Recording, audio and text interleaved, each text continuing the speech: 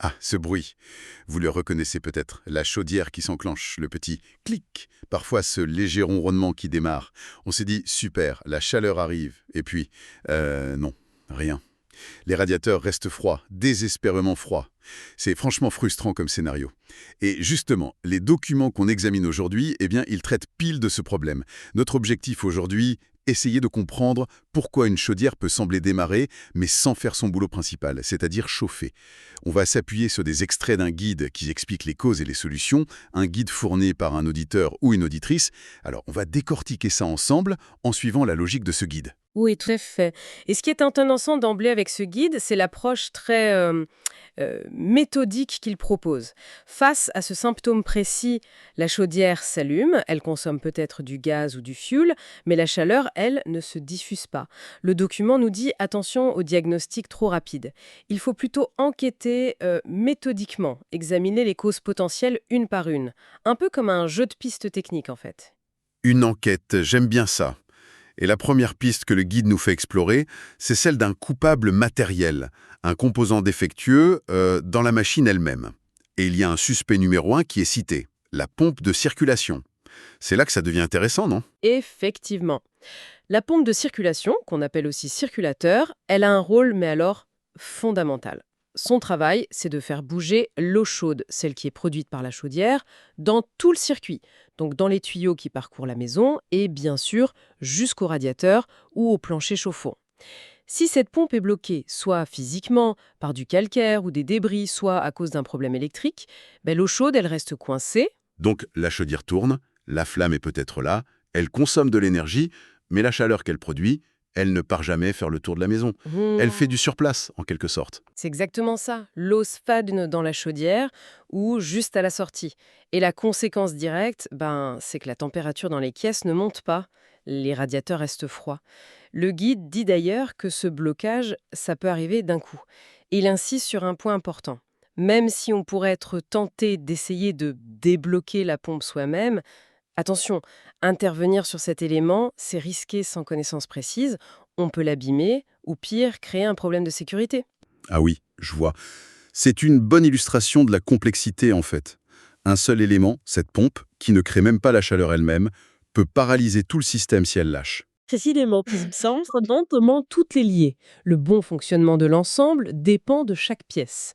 C'est pour ça que le guide, quand on suspecte la pompe, renvoie systématiquement vers un chauffagiste professionnel. Lui seul peut vraiment confirmer le diagnostic et faire la réparation ou le remplacement en toute sécurité. D'accord. Première piste donc, la pompe. Explorons la deuxième cause possible que soulève le document, un problème de pression. Le texte dit qu'une pression d'eau trop basse dans le circuit, c'est aussi une cause fréquente de ce genre de panne. On parle bien de la pression en barre, celle qu'on voit sur le petit cadran de la chaudière, le manomètre. Exactement. Le manomètre, c'est notre indicateur clé ici. La pression de l'eau dans ce circuit fermé, elle est cruciale. C'est elle qui permet à l'eau de bien circuler partout, d'atteindre même le radiateur le plus loin ou celui à l'étage. Si la pression est trop faible, l'eau n'a pas assez de force pour circuler correctement. La circulation devient très lente ou s'arrête même dans certaines parties du circuit. Le guide donne d'ailleurs une fourchette idéale. En général, c'est entre 1 et 1,5 bar quand la chaudière est froide. Bon, ça peut varier un peu selon les marques et les installations, mais c'est l'ordre de grandeur. Et qu'est-ce qui peut faire chuter cette pression? Le guide a l'air de pointer du doigt quelque chose d'assez courant, une fuite d'eau quelque part dans le circuit. Oui, c'est la cause la plus fréquente quand la baisse de pression n'est pas juste minime et très occasionnelle.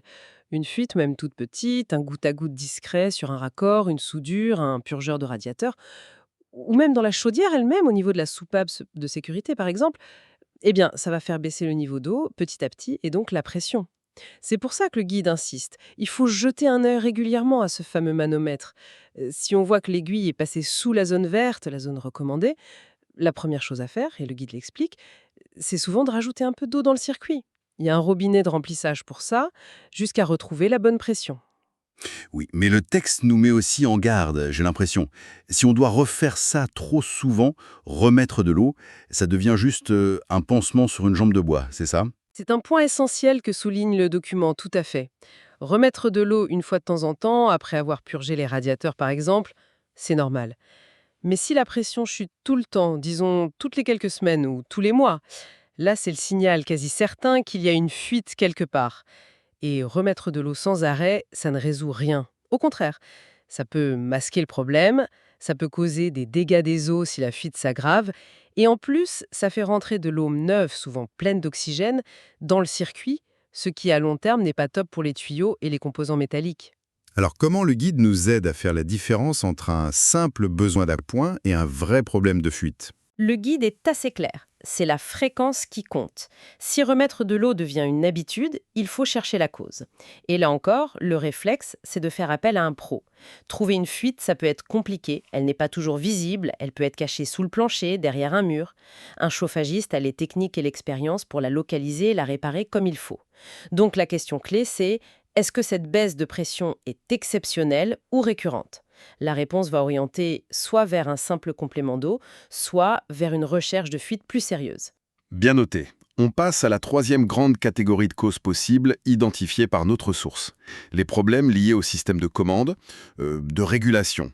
Le texte pointe ici le thermostat d'ambiance ou les sondes de température.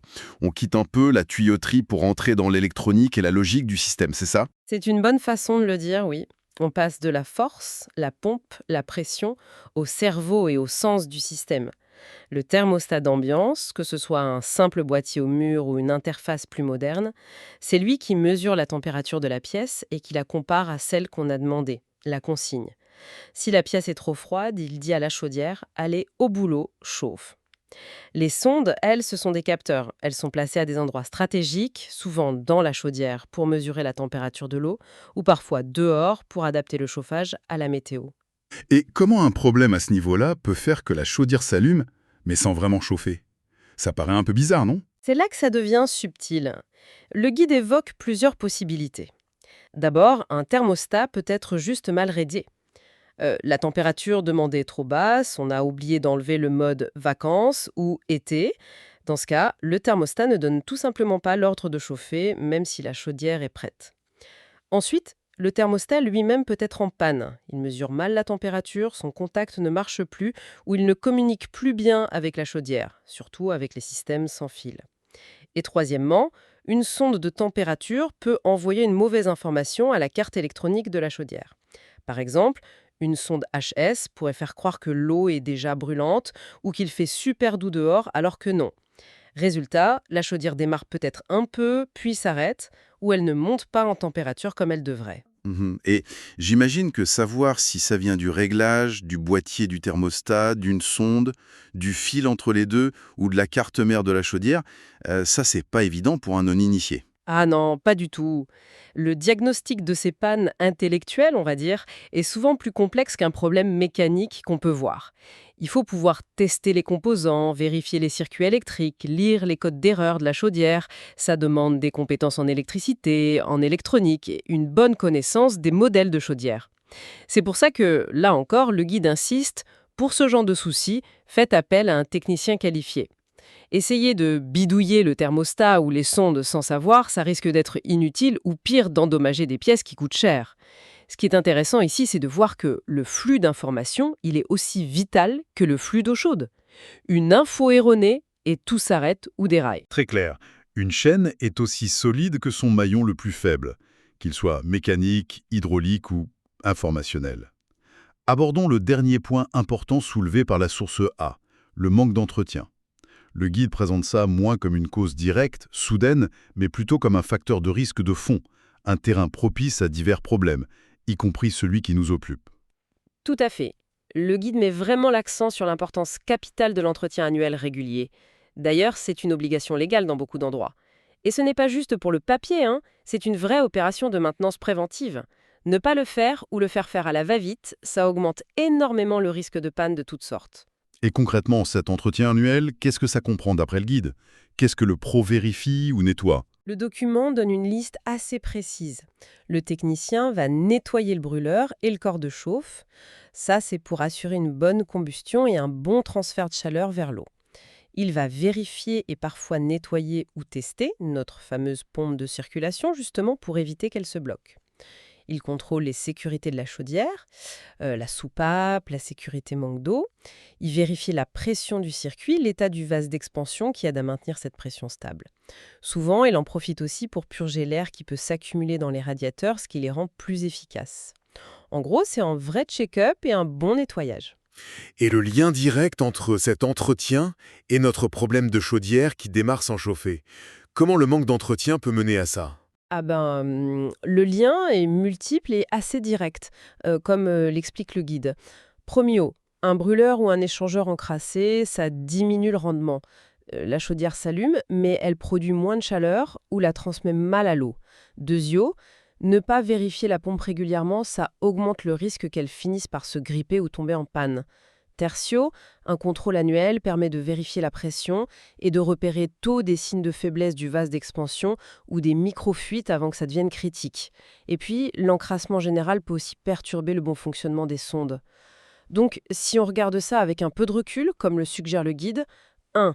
Un manque d'entretien peut être la cause première ou un facteur qui aggrave quasiment toutes les pannes qu'on a vues. Blocage de pièces, problème de pression, mauvais rendement. L'entretien régulier s'est donc présenté comme la meilleure façon d'éviter ces ennuis, de garantir que l'appareil dure longtemps, qu'il consomme moins d'énergie et qu'il soit sûr. C'est vraiment passé d'une logique où on répare à une logique où on prévient. Très bien. Alors, si on essaie de résumer ce que ce guide nous apprend. Quand une chaudière démarre mais que la chaleur ne suit pas, les causes peuvent être très variées et toucher différents niveaux du système. On a vu 1. Un problème de circulation de l'eau, la pompe bloquée. Un problème de pression trop basse pour que ça circule, souvent à cause d'une fuite. Un problème de commande, le thermostat ou les sondes qui déraillent. Ou alors un état général moyen à cause d'un manque d'entretien qui va favoriser les autres problèmes. Alors, qu'est-ce que ça veut dire au fond? Peut-être que le chauffage, ça repose sur un équilibre assez fragile entre plusieurs flux. Le flux d'énergie, gaz, fuel, le flux physique de l'eau chaude, et puis le flux d'informations qui pilote tout ça. Si un de ces flux est perturbé, toute la machine peut se gripper. C'est une excellente synthèse. Ça reflète bien le message de fond du guide.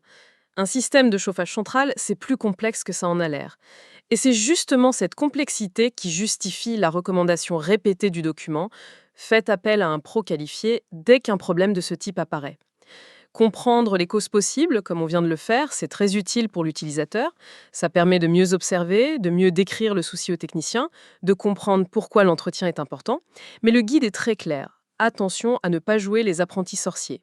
Essayez de démonter des pièces, de shunter des sécurités, de réparer l'électronique sans savoir. C'est souvent inefficace, mais surtout ça peut être dangereux.